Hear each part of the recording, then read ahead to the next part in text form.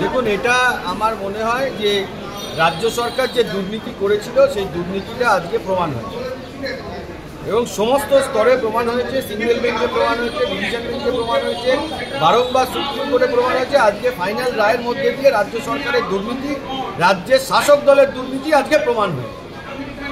ছিল যে যোগ্য প্রার্থী যারা আছে তাদেরকে ভাল করে ব্যবহার করে অযোগ্যদের বাঁচাতে, যার জন্য রাজ্য সরকার ইচ্ছাকৃতভাবে সঠিক তথ্যটা সুপ্রিম কোর্ট থেকে আরম্ভ করে হাইকোর্ট কোনো জায়গাতেই সঠিক তথ্য সেগ্রিগেশনে তুলে দেয়নি, যার ফলস্বরূপ আজকে 26,000 লোকজন তাদের চাকরি চলে গেছে।